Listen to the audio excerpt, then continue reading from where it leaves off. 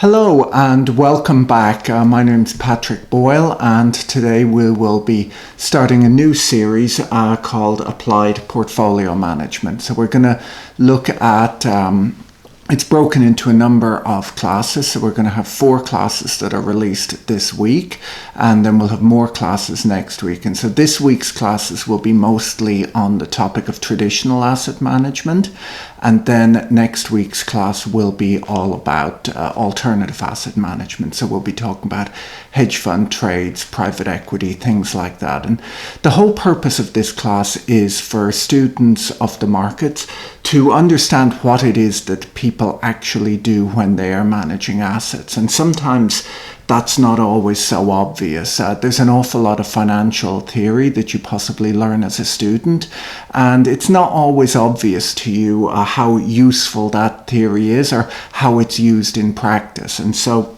in today's class, we're going to go through a lot of it, and we're going to see how people actually use it, why it's useful, and we'll talk about the pros and cons of a lot of that theory as well. So here we go. So week 1, we're going to be looking at, we have 4 classes as I mentioned. The first one is today's class, and that is on the topic of the risk-return relationship, which matters an awful lot in finance. It's one of the key ideas that we have in finance that we pay a lot of attention to. So firstly, I guess I should just tell you guys a little bit about myself and kind of why I'm teaching this class. So I'm a visiting professor at Queen Mary University of London and also at King's College London. I've worked for 20 years in the finance industry. I've worked at a bunch of different firms, Bank of America, RBS, no more, a bunch of investment banks. And I also worked for Victor Niederhofer at Niederhofer Investments, Izzy Englander Millennium, and a number of years ago, I guess in 2011, I launched a fund called Palomar.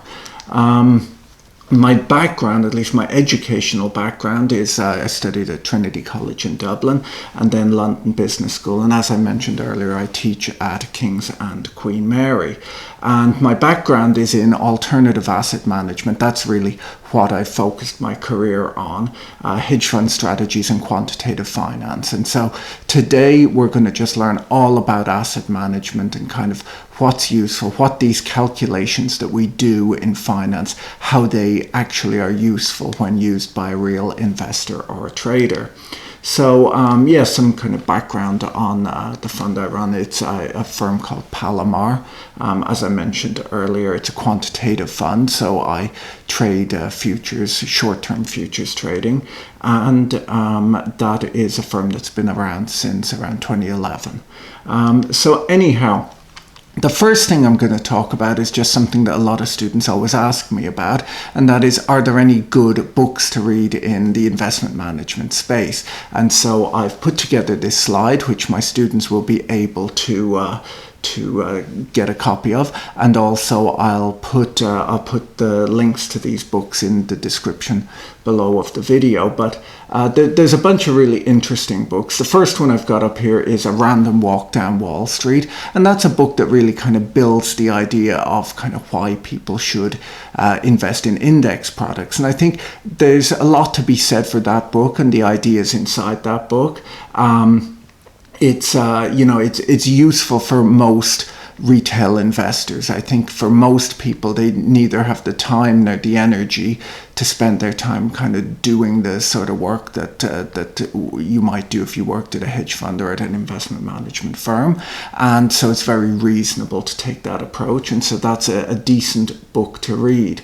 The next one is Roger Lowenstein's book on Warren Buffett. And in fact, I would recommend all of Roger Lowenstein's books. He writes really great financial books. In fact, my favorite one is coming up in just a moment that I'll tell you about. The next 2 books that I've mentioned, well, actually basically everything written by Jack Schwager. So Jack Schwager wrote a series of books, the Market Wizard series. I forget all their names. There's about 4 of them, in which he profiles sort of the top kind of hedge fund or floor traders or quantitative traders. I don't know what you'd really call them, but for some reason they tend to be futures traders that he profiles, and they're just really good interviews. Jack asks all the right questions, really understands his topic, understands risk, and managed to interview some of the most interesting people in the world of finance. And so I think if you're a student who wants to know what fund managers actually do or how they think, this is a really excellent series of books. And then the next book on the list is also by Jack Schwager, and it's called Market Sense and Nonsense. And I'd strongly recommend that book. Quite simply, it's I think it came out in 2013, and it's just a really good look at what Jack Schwager learned in his whole career in finance. He's probably, well, I don't know how old he is, but he's probably worked for about 40 years in the finance industry, worked with some of the best traders out there, invested with many of them. And the book is just really a wonderful explanation. I read it and just everything sounded right to me. You know, he explains kind of how people invest, the mistakes they make, and so on. And it's a really interesting and good book. The next one up is a book by Nicholas Nassim Taleb. It's Fooled by Randomness is the book I think that he wrote that is good. He's written a whole series of books. They're okay. This one's pretty good. It's just a pretty interesting book on the topic of risk. I'd strongly recommend that one. It's interesting and smart. The next two books are by Vic Niederhofer, Education of a Speculator and Practical Speculation. Now, I've worked for Vic Niederhofer for, I guess, about 4 years. And Victor is a massively intelligent and interesting guy. And both of these books are really good. Education of a Speculator takes you through his life story, the lessons he learned as a child that turned out to be useful as a fund manager many years later. And, some people, when I read the reviews, some people like me absolutely loved that book. There's other people who don't like it, and they don't understand why he's telling you about, playing squash and things like that and how that relates to the markets. And, if you don't like that kind of thing, you won't enjoy the book. But to me, it's kind of, what's great about the book is it tells you how he thinks and how he approaches the market. And I find that really useful. Victor is a good friend of mine. In addition, there's the book Practical Speculation, and I worked with Victor when that book was being written and helped out a little bit in some of the work around writing it. And so that's I'm biased when I recommend that book, I guess. What else have we got on here? Dimson, Marsh and Staunton, Triumph of the Optimists. That's a really interesting book. It's kind of an expensive one. I've put a link to it. I think it's around £100 in England, but you'll find it at most university libraries and that sort of thing. And it's just a really fascinating book on the topic of how markets pay off, how investments do. And in a way, that's a lot about what we'll be talking about in today's class. And so they managed to back out, over 100 years of data on a number of markets around the world. It's probably the most market data that anyone's had to work with. And there's just some really interesting and useful conclusions from the book. One of them even is, when they look at the returns from so many different countries around the world, and you see in the long run that actually they balance out and become about equal. And that's just a fascinating thing on its own, because often there is an argument, we'll say, that a lot of the studies that are done on market data are done on US market data. And so you might look at, the returns and say, well, this is a country that everything went really well for. Is this reasonable to expect going forward? But Dimson, Marsh and Staunton, they look at all sorts of different countries' returns, places where history has treated them well and badly, and you find in the long run they all have rather similar returns. And the argument I guess you can take away from that is that is the return that an investor might be able to expect from an investment in, we'll say, an equity or a bond market or whatever it might be. And so I would recommend that book. It's really interesting. The next one up is kind of a book that I recommend to almost everyone. It's by Roger Lowenstein once again, and it's called When Genius Failed. And it's the story of long-term capital management. And it's probably the best book on the hedge fund industry that I have read, in that it's interesting, it's a great story, it's exciting. It has a lot of really important people in finance are in there. You know, we've got Scholes and Merton, for example, were partners at Long-Term Capital Management, the fund that this book is all about. And it's the story of how long-term capital management was launched, how successful they were initially, maybe some of the errors that they made, some of the approaches to risk management that didn't work out very well. And it basically tells you this whole story of the rise and fall of LTCM. And I'd strongly recommend the book. It's a book that I've even given my mom to read, because it's not just that it's a good sort of industry book, a good investment book. It's actually just a good story. Like, it's really interesting, and Lowenstein is a great writer. What else have I got on here? Ivan Boesky, Merger Mania. Now, I've put a link to this on Amazon, but in truth, I think the book has been out of print for quite a while. So you'll have to dig around to find a copy. But it is written by Ivan Boesky, who, it's on the topic of merger arbitrage, which was Boesky's trade, I suppose. And it's a really interesting book. At the time, there were no books that really explained merger arbitrage, and then he wrote this book. There's obviously a few caveats associated with this one, because Boesky, of course, it turned out a little while later that his main trade was actually insider trading rather than merger arbitrage. And there's some great bits in the book where he writes about how he just happens to have this great instinct for when a deal is about to happen and get in ahead of it. And with hindsight, we realized that it was insider trading. He ended up going to prison not that long after the book was published. What else have we got? Howard Marks, The Most Important Thing. I really enjoyed this book as well. It's written by Howard Marks of Oak Tree Asset Management, I think the fund is called. Howard is a great writer. He writes all of these letters to investors, and they're almost like the Warren Buffett letters to investors. They're just really well written, really interesting, very thoughtful, and he's compiled them all into a book, and it's a great and an interesting book, and I'd recommend that one to all investors as well. The next one up is called Fiasco by Frank Partnoy, and it is a story from the, I guess, mid-90s, the whole structured products and derivatives industry. And of course, I do teach a class on derivatives, and you might have seen some of my videos on derivatives. And the Frank Partnoy book is sort of the story of the early days of a lot of the structured products and the derivatives trades that didn't always go well. And it's one of those kind of crazy mid-90s stories of Wall Street. Frank Partnoy, not long after writing the book, I believe he went on to be a professor at, I think he's at Berkeley in California. And so really, really smart and interesting guy, and tells a great story. So I'd recommend that one. The next one up is, I've got two books here by Michael Lewis, Liar's Poker and The Big Short. Both are just really good books. Michael Lewis is a great storyteller, very funny. Like all of his books are hilarious. And he's written a number of other books that are not finance-based.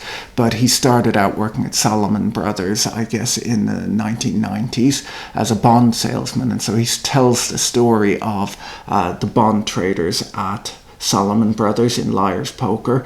It's a great story, and in fact, it's sort of all of the people that are in Liar's Poker turn up later in When Genius Failed, so it's kind of a good introduction to that crew of bond traders.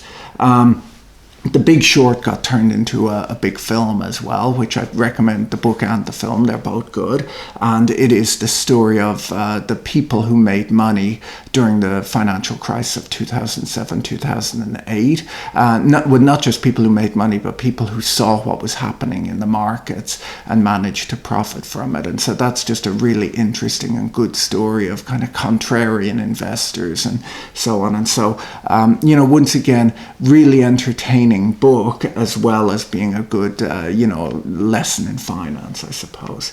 And then finally, the newest book that I have on the list is just from a few months ago, The Man Who Solved the Market by Gregory Zuckerman. And that is the story of Jim Simons and Renaissance Technologies, which is kind of the top quant hedge fund in the world, I would say. And that's a great book. I think it's won a number of awards for being the best finance book of the year and whatever. And it's just great story, well written, and I would strongly recommend it. So that's kind of my list of books that students always ask me for. And I thought rather than just write it all down, and it's better to tell you about it and tell you why I enjoyed those books. And hopefully you'll enjoy them too. And I think I'll probably put these links up on my website, which is onfinance.org. And you'll be able to see them there as well. And so now the main topic of today's class, other than of course my book reviews, is to talk about the basic financial concept of risk and reward. And so this whole class is going to just be about risk and reward in financial markets, what it means, what it doesn't mean, and how that relates to investing. So we start out with this sort of example of two people, two career paths you could take. We've got here our rock star and we've got a dentist, and we'll imagine if each of them could have been either of these things. We've got Keith. I'm not sure that I would want Keith Richards dealing with my teeth, but anyhow, it could happen. But we've got these two career paths that are possible, and they're very different to each other, because for a rock star, the problem is that you have a very unpredictable career income, right? And obviously for Keith it worked out. Doesn't work out for an awful lot of people. For a dentist over here, we've got a very predictable career income. Once you qualify as a dentist, if you're decent at your job, you can turn up every day and earn a good living, right? But it'll never be exciting. You'll never sort of see the heights that a rock star might see. And so there's a big risk-reward difference here. And this risk-reward difference is a big thing in finance as well. And it's often a misunderstood concept.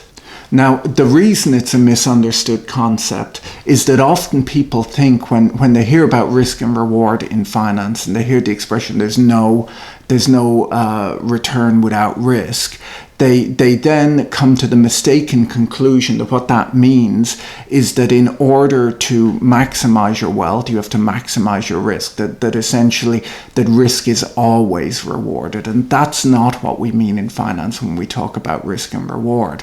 We simply mean that in order to decide to take greater risk, you would only do that if there was greater reward, or if there was a possibility of greater reward. So it's not that you're guaranteed to get the greater reward, because of course you're not. That's the nature of risk, is that you don't really know what you'll get, but you're seeking it, and there is a likelihood, right? Because no one would naturally, we'll say for example, if there were two investments and one was very risky and had an expected return of 10%, and the other one was entirely lacking in risk and had an expected return of 10%. Well, anyone with any intelligence would take the one that was lacking in risk for 10% rather than the one that was high in risk for an expected return of 10%. So in order to lure you into taking a greater risk, an investment has to have the likelihood of a very high return. If it doesn't have that likelihood, then it's not a smart decision to take it on. And so the idea here is that the rock star idea is that, yes, it is a risky path. There's a good chance that you just play the guitar in a bunch of bands that never go anywhere, and you have a few fun stories, and then you have to settle down to a sensible life. But there is always that small potential that maybe things could go really well and you'd have a really exciting life. The dentist thing, it's sort of the opposite, where you're unlikely to have a really crazy exciting life, but you're likely to have a very predictable and good income and have a pleasant life, And so we've got a different risk return trade-off, and the expected return is maybe higher for the rock star, but of course the risk is much higher as well, and for most people it doesn't work out. And the same thing then can be said about investment. So when we move into the world of investments, we move to this idea of a high-tech growth stock or a utility. These are the examples I'll use. And we'll say our tech stock is something like Uber, and our utility, our boring stock, is this water utility. And so an investor can look at these, and they'd look at the water utility, and they'll say, well, nothing that exciting is going to happen with that, right? Like it's a regulated business. It's regulated by the government. They can't jack up the price of water. They can't, do anything too exciting, but they'll probably continue to be in the business that they're in forever, simply because there's not really very much competition, and there's no obvious way that things will go horribly wrong. Now, with our tech stock here, there is, of course, there is the chance that it'll go to zero, because, that's the nature of risk, is that things could go either really well or really badly. And so for our tech stock like Uber, the kind of person who invests in it invests with this idea that Uber will just own the ride-sharing business in the future, and so they can lose all of this money right now, spending to grow their business, with this idea that at some point in the future they're sort of the one-stop shop for that business. And examples of that would be things like Amazon, that early on it was just an online bookstore, but it grew and grew, moved into a bunch of different businesses, and is basically the one-stop shop for online shopping right now. So the idea with a growth tech stock like Uber is really that you'll take this risk that it could go to zero in order to also have the massive upside if things go really well. And so that is risk and return in finance. And so hopefully that makes a little bit of sense to you. And so that doesn't mean that you should definitely invest in one or the other. It means that you depending on your risk appetite, you can choose which you might want to invest in, and even depending on what your future expectation for either of these businesses is, you can decide based upon that. But you would never invest in a company like Uber or in a water utility if you thought the expected return was the same, because of course Uber can go bust and the water utility is way less likely to do so. So that's really what we're saying with risk and return in finance. And so that, of course, gets priced in finance. And so we have here a question that I often ask the students in my class, that if both of these companies, if we had a really exciting, it doesn't have to be Uber, it can be any exciting tech type company that's priced at $100 a share today, and we've got a water utility that's also priced at $100 a share today, and you can buy an option, and an option is a derivative that has a payoff if something goes up a lot, and no payoff if it doesn't. An option with a strike price, what have we got here? A call option on either one with 150 strike price with 1 year to maturity. So it has to go up by 50% for this option to be valuable to you at expiration. Which one would you pay more for? Now, probably the correct answer to this is the high-tech stock, the high-growth stock, because the water utility, nothing that exciting is likely to happen in the world of utilities over the next 12 months that will move the price up by 50%, while the other stock, our high-tech growth stock, is actually in such a volatile business that it's probably much more likely that that one will go up 50% than the other one will. And so, of course, in the real world, the option on our high-tech growth stock will be much more expensive than the similarly struck option on our water utility. And hopefully that makes a little bit of sense to you. So, does that mean that the tech stock is the better buy? Like, should you just own the tech stock rather than owning the water utility? That's not what it means at all, because we don't know. Like, there's a huge question mark over the tech stock. It could go up a lot, it could go down a lot. It's volatile, okay? And so Is it a better buy? Well, I've got a bunch of examples up here of tech stocks from 20 years ago. We've got boo.com, cosmo.com, and many of you probably don't recognize the pets.com sock puppet, which was all over the television in the late 1990s. And so these were all the really hot tech stocks of 1999, and they all pretty much disappeared a year later. Amusingly, like cosmo.com was one of those delivery companies that's become a big thing once again. You know, in London there's Deliveroo that will deliver food to you. Cosmo used to do that in the late 1990s, and they took on this huge valuation, but they basically spent all the VC money they had, didn't make any money, and went to zero rather quickly. Boo.com was a British .com company, and I think they almost they were one of the fastest ones to go bust. I think they kind of got their VC funding, blew through it in a few weeks, and it was all gone. And so at the bottom here on this chart, by the way, these slides are all available to students, and I'll possibly put them up on my website as well. So you don't have to really just read them off of the screen. But the chart at the bottom here is of the NASDAQ Composite Index, which was the tech stock index of the 1990s. And as you can see, it just really ramped up in sort of 98, 99, and then went right back to where it started again. You know, so there was a lot of excitement, and then a lot of whatever the opposite of excitement is, and that can be the nature of things in markets. You know, and so we don't know which of these two investments, the tech stock or the water utility, is the actual best investment, but we do know that there's very different risk reward expectations of these two companies.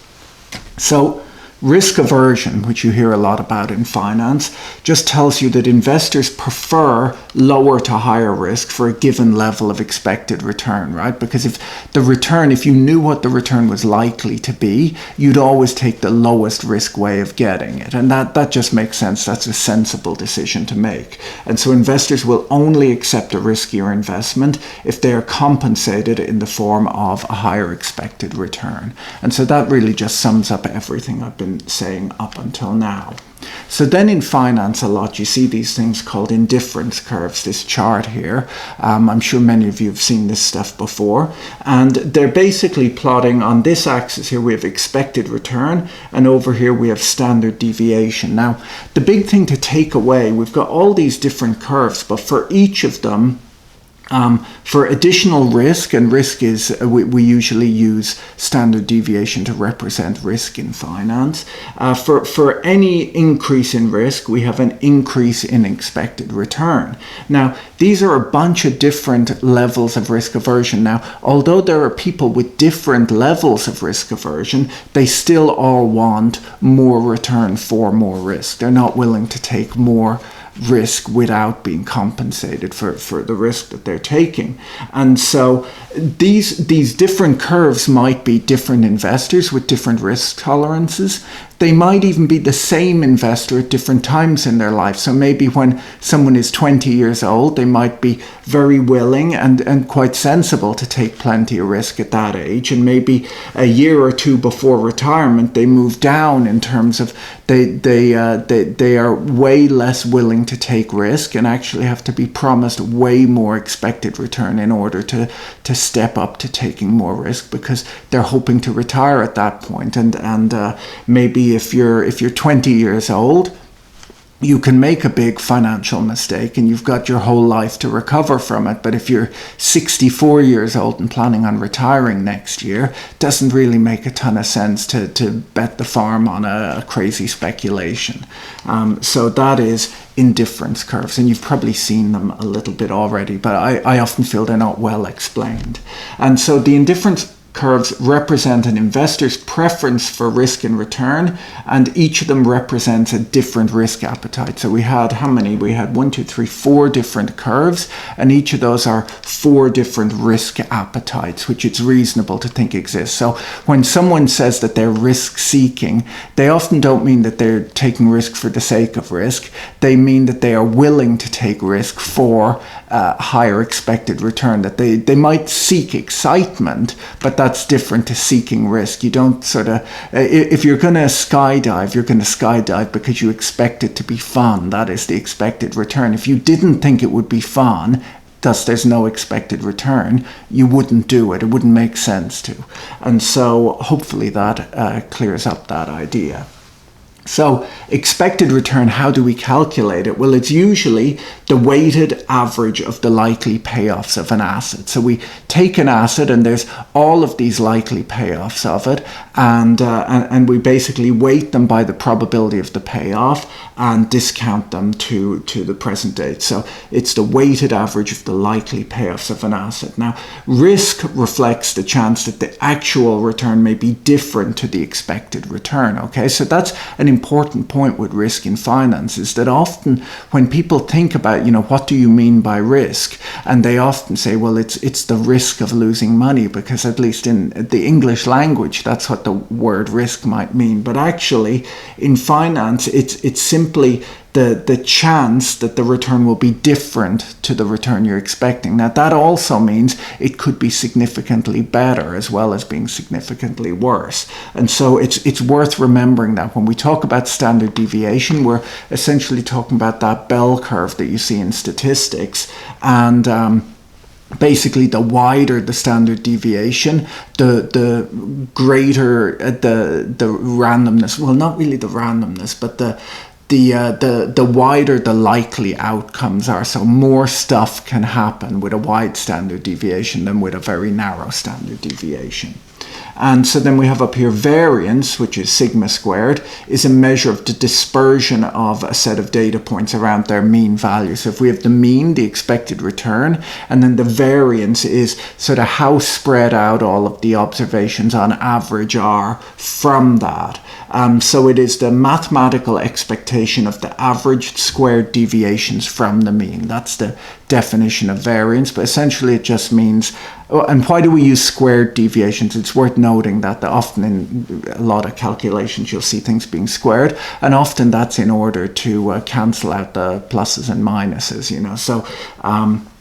So it's basically telling you we've got an expected return, but how wide or how far apart are the various observations in when we look at an expected return like that. So then we go to standard deviation, and standard deviation is the square root of the variance, right? Because it's sigma rather than sigma squared. So we just calculate the variance, take the square root of that, and we've got standard deviation.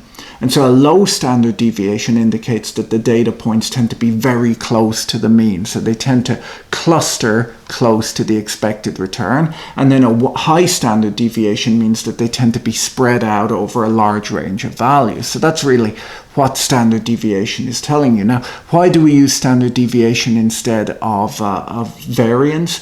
The reason for that is just that standard deviation is expressed in the same units of the data. So if we've got an expected return of 20%, then with the standard deviation, you might have a standard deviation of 15%.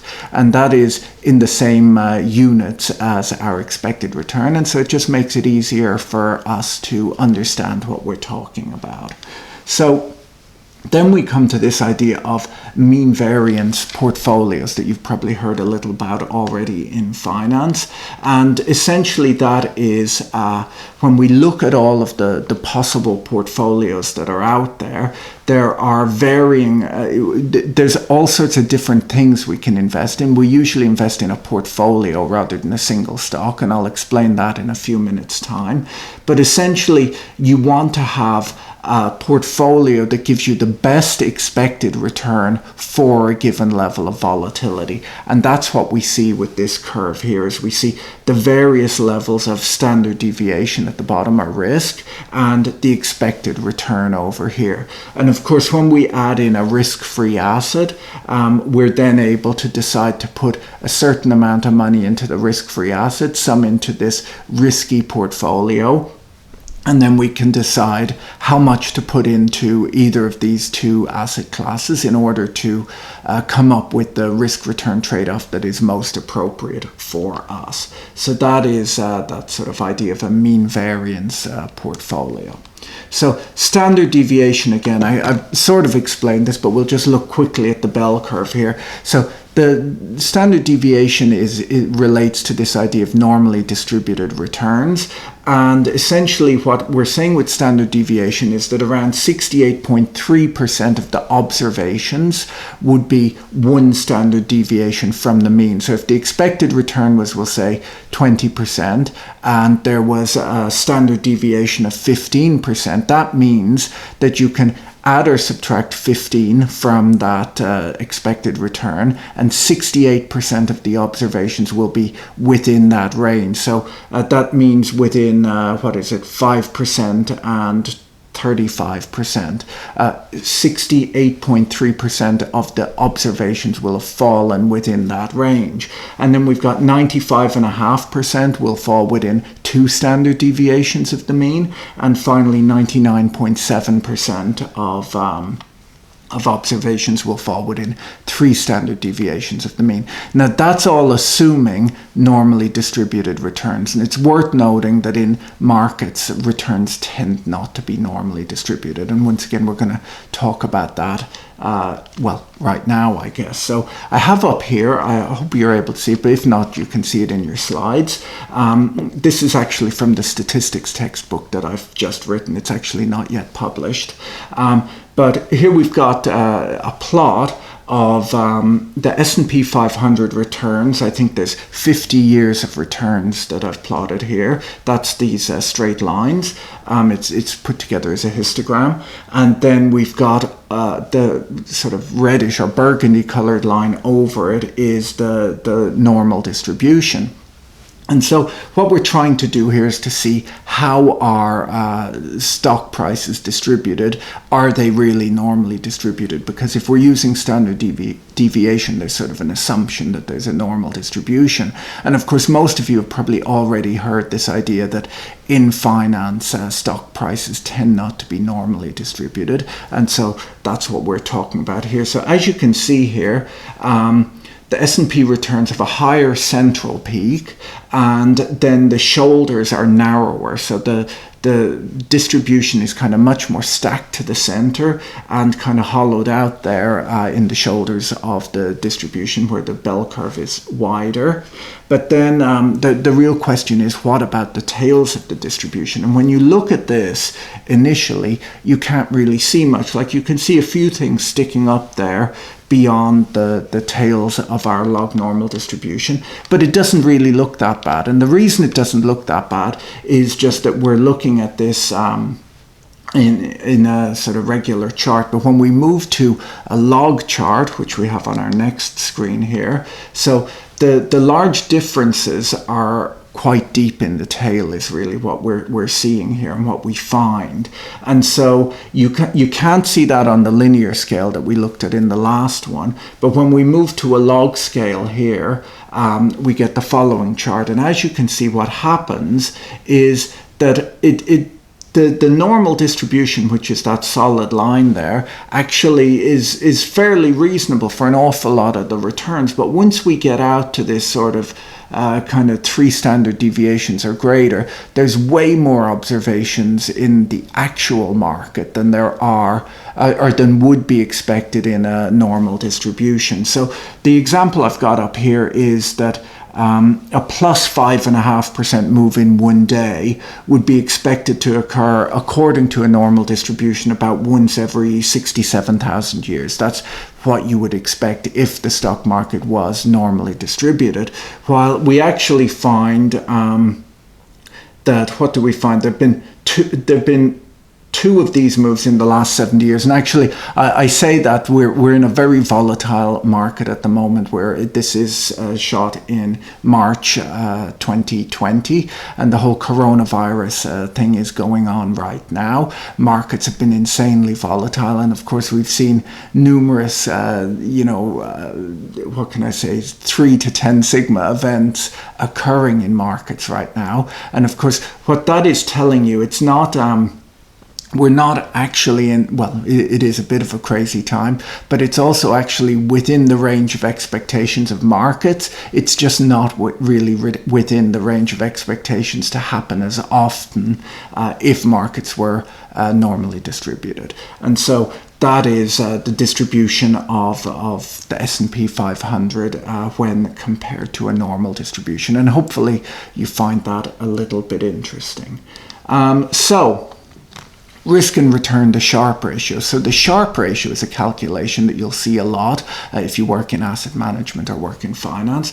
And the Sharpe ratio is really just risk and return, right? So we've got here mu annual minus RF. So that's the annual expected return of an investment divided by the annualized standard deviation, right? That's all there is. So it's expected return minus the risk-free rate, so that's sort of a real return, an inflation-adjusted return, divided by the volatility of the risky asset. And so, what is the Sharpe ratio? It's really just telling us the risk to return of a given investment. And so, if you were looking at a bunch of different investments, or we'll say, for example, a bunch of different portfolio managers, you might want to look at their Sharpe ratio and see what kind of return they have gotten historically for the risk that they are taking. And that's what the Sharpe ratio is. It does penalize upside volatility, and that's the nature of using standard deviation as a measure of risk, is that both big up moves and big down moves are equally punished in the calculation of standard deviation. And it's unsuitable for non-normally distributed return profiles, and that's obviously a bit problematic because on our last slide we've just explained that the markets are not actually normally distributed. So let's look at where a Sharpe ratio might maybe help you make the wrong decision. So we've got here two trading strategies. Here's the first one where our trader seems to make most years, every second year they make money, every second year they lose. So they make money, lose money, make money, lose money in a fairly low volatility way, in a predictable way. There's 1 year that they do a little bit better than average, but most years they seem to be returning about 2%, and when they have a down year they lose about 1%. And so we have an annual return of 7 and an annualized standard deviation of 5.8 in this example. And when we do the Sharpe ratio calculation, that gives us a Sharpe of 1.21. Now, our next one here, we have a down year, a small up year, a massive up year, a small down year, small up year, small up year, small up year, small up year. And in this example, we have an annual return of 23 and an annualized standard deviation of 20. So there's higher expected return, but also higher standard deviation. And that gives us a Sharpe ratio of 1.15. So let's look at that. That's 1.15 or 1.21. And so which of these would you choose if you wanted to get the best risk return? And it's worth noting that you can't just look at the return, right? Because we have to assume that you're maybe able to lever into one of them, right? Like if this one is better on a risk return basis, you could possibly just lever into it. You could buy 1.5 times the amount of this as the other one, right? Because that's something that can be done in the real world. And so we've got a Sharpe ratio 1.21 compared to 1.15. Based on Sharpe ratio, this is the correct one to pick. But let's look at it in a bit more detail. Where are we being penalized here? Well, you can see that there's not a lot of volatility here. As I said, the returns are reasonably predictable. In this one, there is a big volatile event, and that's in this period when our trader made 20% in one period, right? So what's going on here? Well, the problem is that we've got a bigger standard deviation on this one than we did on the last one. But the reason is all to the upside, right? It's because of this huge big up move. If we had a much smaller up move, we would have had a way lower standard deviation and we would have picked this, right? But you obviously want that big return, don't you? That's kind of why you're in it, is to get the big upside.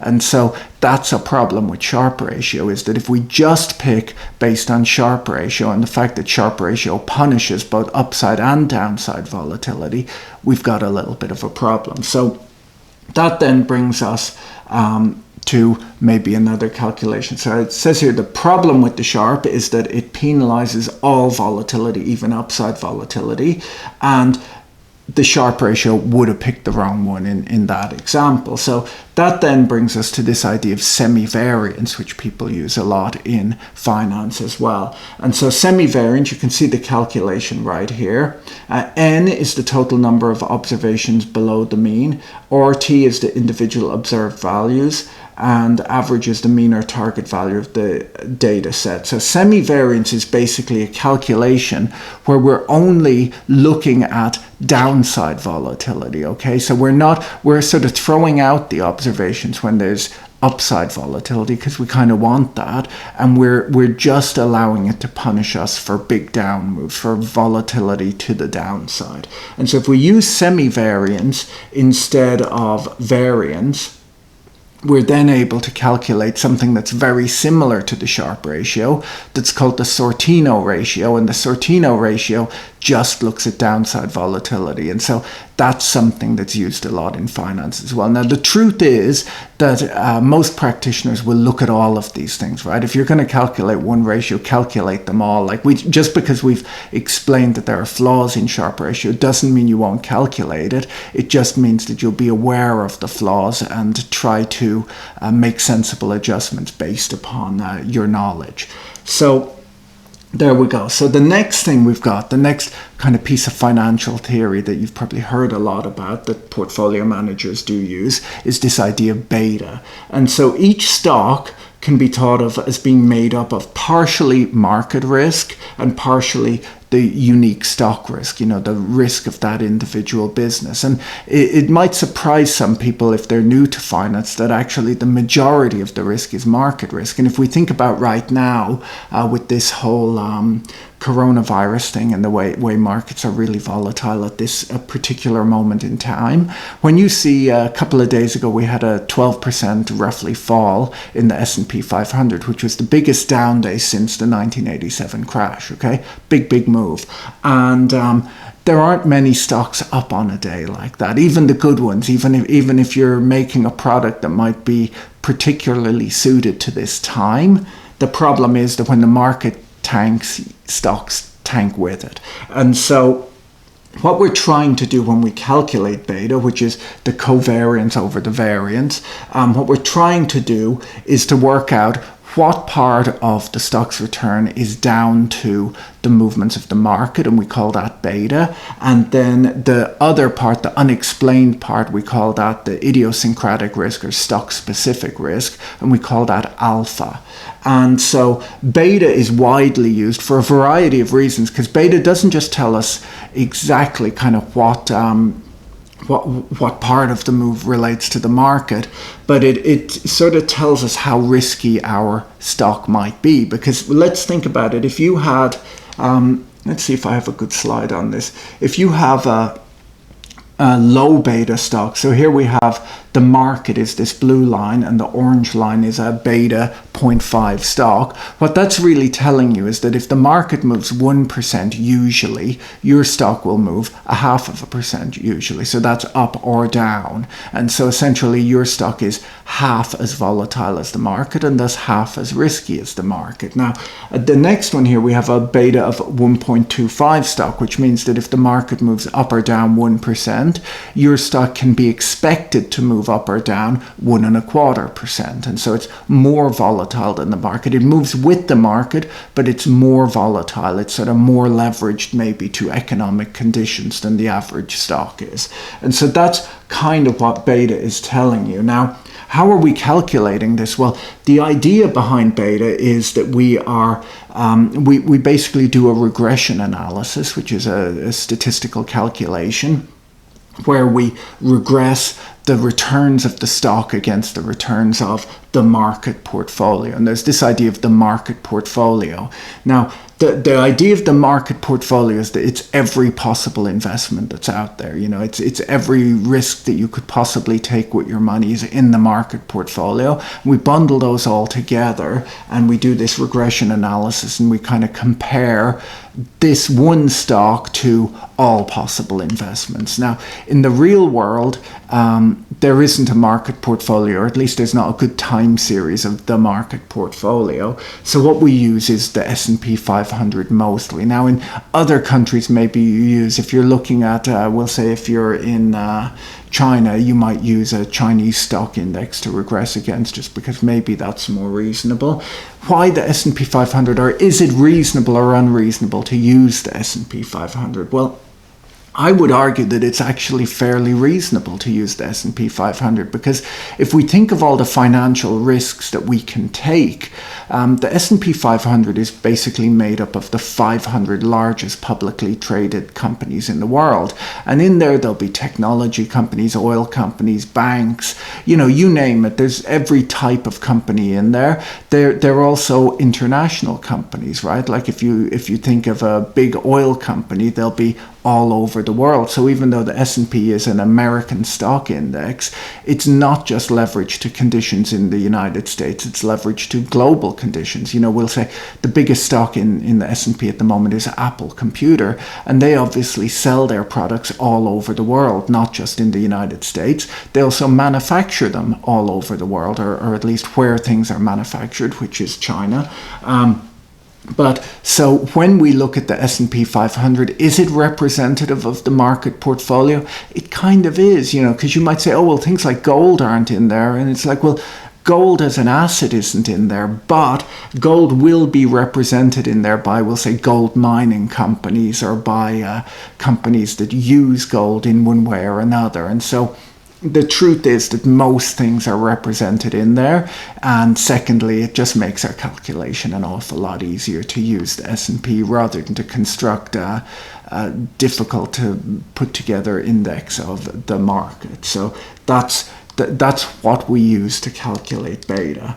So a long-short portfolio. So if you're running a long-short portfolio, and by that I mean that you've bought a basket of stocks and then you've sold short another basket of stocks. So you've essentially bought the stocks that you think will go up and you've sold the stocks that you think will go down.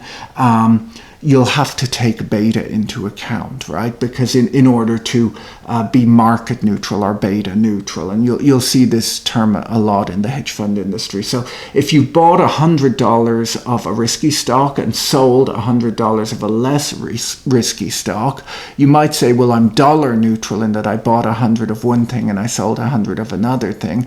But we'll say if it's back to our water utility and our tech stock, and if you bought $100 worth of the tech stock and sold $100 of the water utility, the truth is that you're more long than short, because you've bought more of the risky thing and less, and you've sold short the same amount of the less risky thing. So you're exposed to market risk through beta. So usually within any sort of long short asset manager, they will aim to neutralize or hedge the portfolio for this beta risk, this market exposure that they are taking. So our next slide then, we're going to look at, well, how do we calculate beta? And I've sort of glossed over, I've run through the idea that it's a regression analysis and it's the slope of the regression analysis line. But what do we get? Well, the question is, if you wanted to, if I told you here's the name of a stock, calculate its beta, what you'd do is you'd go out and you'd get, we'll say, a few years worth of the stock price data and a few years worth of S&P 500 data, and you'd do this regression analysis and see what the slope of the line is, and that would tell you how volatile this stock is in comparison to the S&P. But the question is, how much data would you use? Because in the example I have here, we've used a bunch of different ones. We've used 5 years of data, 1 year of data, 3 months of data, 1 month of data. You can calculate it however you want. And there's even good arguments for each of the different ones. You might say, well, this company's changed a lot in the last year, and so I really only want the last year's worth of data. If I used 5 years of data, 4 years of it are of almost a completely different type of company. And that might be a reasonable argument, but you do get all of these different betas. So in the example here, we've got a beta of 0.75, 0.58, 0.5, or 0.38. So we've got a bunch of different betas. They're all less than 1, so it's a low volatility stock, we feel.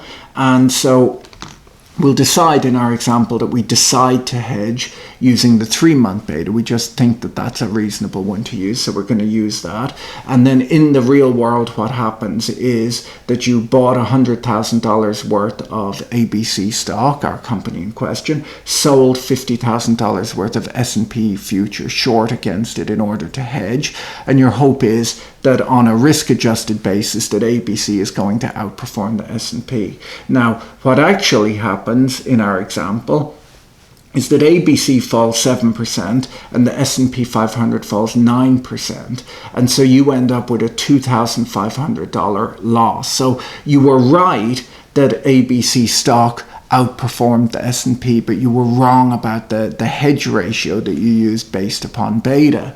And the actual realized beta in our example was 0.97%. And so we hugely mishedged and lost money here. So what's our takeaway? Which beta should we use? Well, the problem with this is it's kind of up to you to judge. But one piece of advice I would give is that in the long run, beta doesn't really hold up that well out of sample, in all honesty. I don't find beta to be a hugely useful calculation, in all honesty. It's worth looking at, but it's not the most useful thing. And I would argue, or at least statistical analysis would tell you, that in the long run, betas sort of seem to revert to around 1. So we'll say if you calculated, what have we got here, 4 different betas here, my recommendation, if I was doing this trade, would be to pick the one that's closest to 1. And so if they were high betas, if it was, betas of 2 and 3 and 1.25 or whatever, once again, you'd pick the one that's closest to 1, because that tends to be what happens out of sample with beta calculations. So, but in our example here, actually, no matter which one you used, you would have been wrong, because all of them were less than 0.97, which is what happened in the real world. So that's what beta is, and something to be careful of with beta, because sometimes the problem with a lot of calculations people do in finance is you do a calculation and you have this huge faith that yes, the mathematics of your calculation is right, but that doesn't mean it'll work out for you in the medium run or the long run even. And so the truth is you're better off using these calculations than not using them, but you always do have to take them with a pinch of salt, and that's what most experienced market practitioners do. You'll notice that often they're very experienced and knowledgeable about the numbers, but they're also very experienced in how things can go wrong, and that's a good way to think. So the next thing we're going to talk about is correlation, and how correlation might matter to a portfolio manager who's investing money. And so I've got sort of 2 slides here. Hopefully you can see them. We've got positive correlation and negative correlation. And so positive correlation just means that when one moves up, the other moves up, and when one moves down, the other moves down. So they move together to a certain extent. Negative correlation actually means that they move opposite to each other. So when one is going up, the other is going down, and vice versa. It's a bit of a seesaw-like relationship, okay? So that's positive and negative correlation. Now, why might these appeal to you? Well, the problem is that if we take our 2 positively correlated assets and put them together in a portfolio, the problem is that we don't dampen out the volatility that much, because if they're both moving together, it's almost like we're exposed to the same risk factor. While if one is going up and the other is going down, and they still had, we'll say if they each had the same expected return, if we have these different assets all with the same expected returns but different correlations, if we take the ones that are uncorrelated or negatively correlated to each other that still have a positive expected return, we'll end up with this sort of dampening effect where when market volatility gets sort of neutralized a little bit by the randomness in the movement between the various components of your portfolio. So let's work through an example, because often just a quick look at the mathematics of this explains it maybe a little bit better than any talk through I can give you. So we've got here 2 stocks for our example, ABC Industries and XYZ Incorporated, and of course I've got logos for both of them. And the ABC is an expected return of 11%, XYZ has an expected return of 25%, ABC has a standard deviation of 15%, and XYZ has a standard deviation of 20%. So XYZ is both higher expected return and higher risk in terms of standard deviation. Now they have a correlation of 0.3, which means they are positively correlated, but it's a fairly low correlation. You know, there's a lot of randomness in the movements between, because a correlation of 1 means they move exactly in lockstep with each other.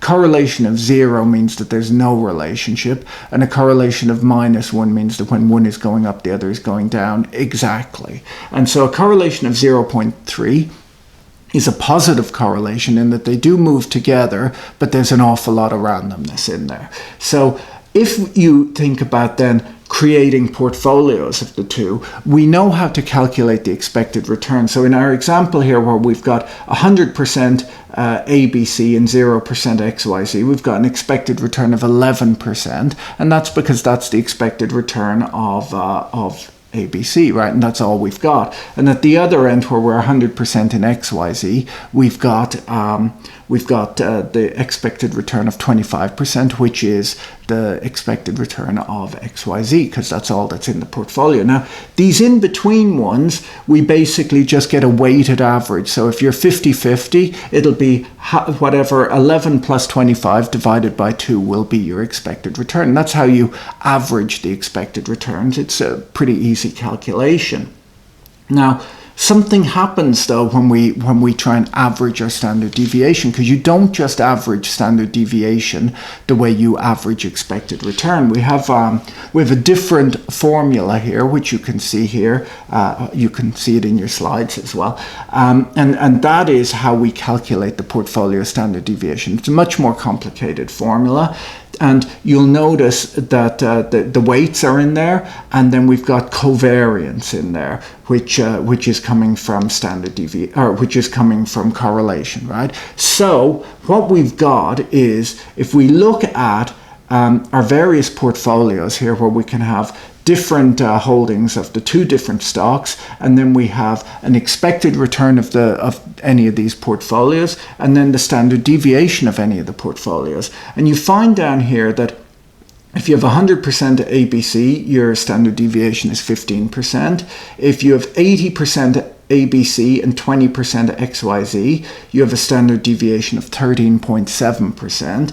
And if you have 60% ABC and 40% XYZ, you also have an expected standard deviation of 13.7%. And so that's a little bit surprising, right? Because you would have thought, well, hold on a minute, shouldn't there be, how can you have different expected returns with the same risk? And the answer is that when we plot this whole thing, we end up with a curve like that. So there are lots of places where we have two different expected returns, a low and a high one, for the same level of volatility. And so what that is telling us actually is that there is an optimal allocation between these two stocks. So you don't just pick based on what you want, you actually would pick the highest expected return you can get for a given level of risk. And then also, because there might be a risk-free rate that we're able to invest in, we're able to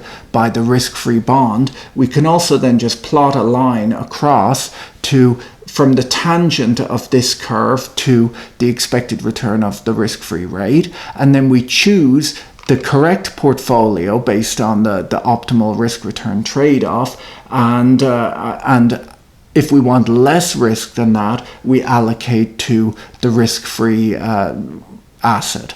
And equally, if we want more expected return than that, we then lever up, we short or borrow money, we short the risk-free asset, and we invest it in this levered portfolio. So that's kind of how correlation matters. So let's look, actually, there's a better slide. So here's our slide, and hopefully you've probably seen this sort of thing a little bit as well, this type of diagram. And so if we had a correlation of 1 where XYZ and ABC moved exactly in line with each other, well then actually the way their standard deviations average would be the simple average, and you'd have just a straight line there. But the minute we move away from perfect correlation, anything other than perfect positive correlation starts to bend this line out. And so the lower correlation, so line A is perfect correlation. This curved one here, B, is correlation of 0.3. C is correlation of minus 0.3. So minus negative correlation actually starts to give us even better risk-return trade-off. And if they were perfectly negatively correlated to each other, it brings the line all the way over here, because of course, if we have something that's guaranteed, that's definitely when one goes up and the other goes down, and we're able to put them together into a portfolio, we would just get the expected return of that portfolio with no risk, right? Of course, that's not going to happen in the real world, but that's sort of the extreme of what could happen. So this is why correlation matters, is that if we can find uncorrelated assets and put them together in a portfolio, we manage to get a lower risk for a given level of return, right? And so that's why investors diversify. You know, when people say, oh, the first rule of investing is diversify, but they don't really explain why. And the reason is that when you've got all of these different assets in there that are going up and down for a variety of reasons, if they're not all moving in lockstep with each other, we end up with this diversification benefit, which actually just means it's to do with correlation and how that feeds into the averaging of standard deviations. And what it really means, what it's telling you is that that you can get, with diversification, you get the same level of expected return, but at a lower level of risk, and that's attractive to all investors. Hopefully that makes sense. So that is correlation and standard deviation. So diversification, people.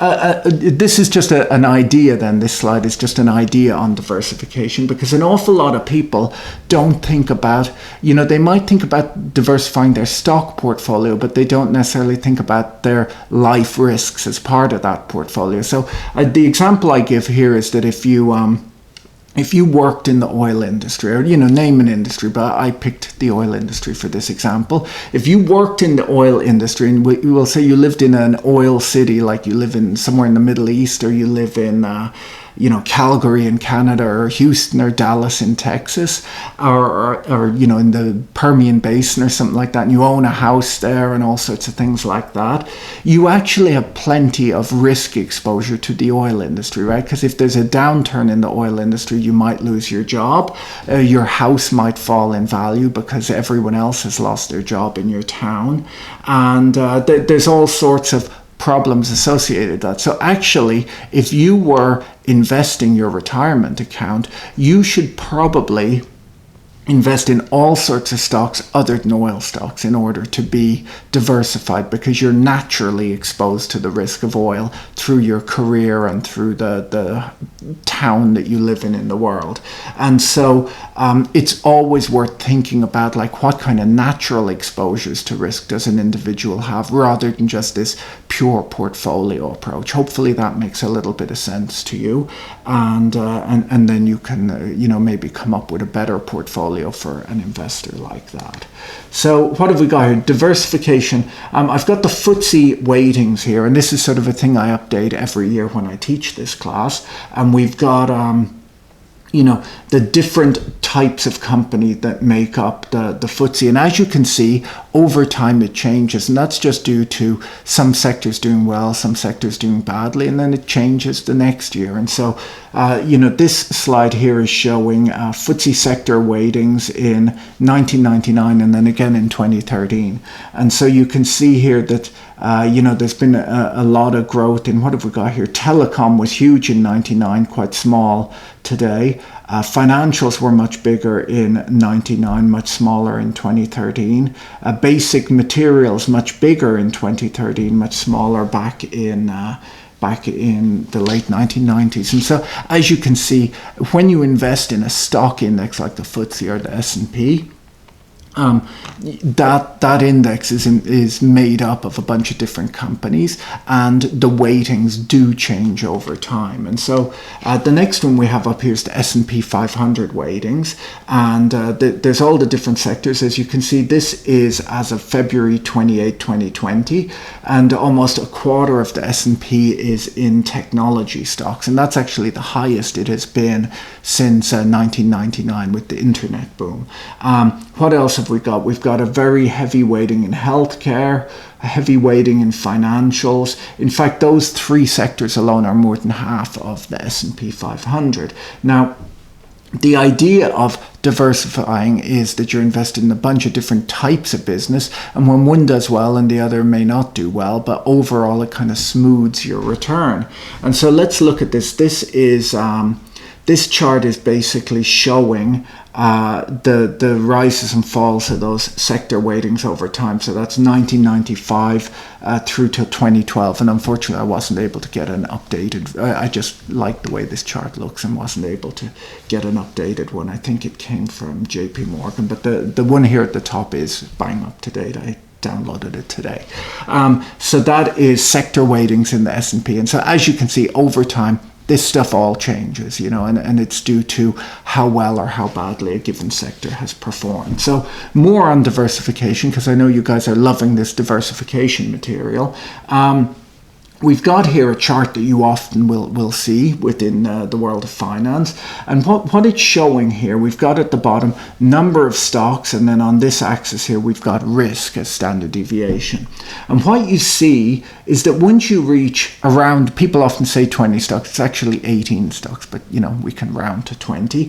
You need to be invested in at least 18 stocks in order to be diversified. So for each additional stock, if you go from one stock to two stocks, there's a huge drop off in risk. You add another stock, another drop off in risk. And you stop getting an awful lot of additional benefit once you go beyond 20 stocks. So what that is telling you is that it's almost a free reduction in risk associated with buying a 20 stock or greater portfolio rather than being all in one stock. So that's US stocks. Now, you'll notice here that we've got another line that goes down an awful lot faster. Now, once again, it reaches the level of diversification at around 20 stocks. But what we've got here is international stocks. So if you invest internationally, you tend to diversify faster.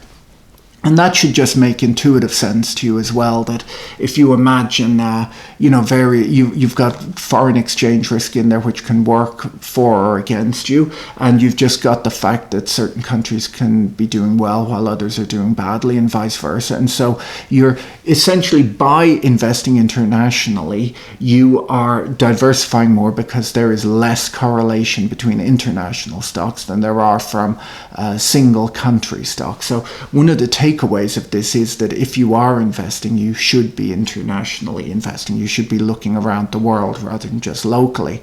And I grew up in Ireland, and unfortunately, an awful lot of the people I know, they only invested in Irish stocks.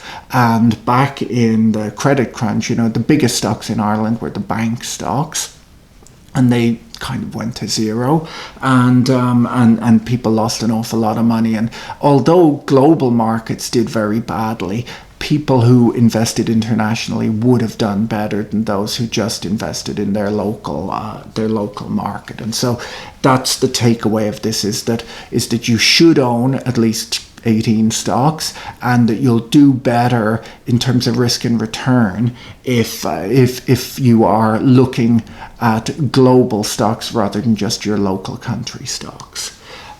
So what can we move to from here? So we're able to create and plot what's called the efficient frontier, the Markovitz efficient frontier, if we put together portfolios of all assets available for investment. So the idea of the efficient frontier is that if we put all assets together and work out, basically by throwing a lot of computer power at it, the optimal portfolio based on expected return and expected volatility, we're able to come up with a set of portfolios with the highest return at each level of risk. So that's what we see here, this curve, and this is the mean variance efficient frontier that can be created. At the bottom we've got standard deviation, so risk, and on this axis we've got expected return. And so that is where the Markowitz efficient frontier comes from, is this idea of correlation,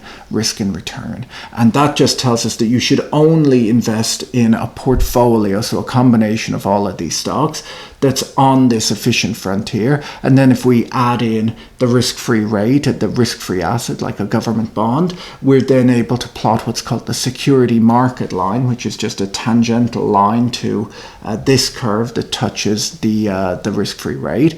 And that tells you how you should invest in a mix of either diversified stocks or bonds in order to get the optimal risk return trade-off for whatever expected return or whatever level of risk you're willing to take.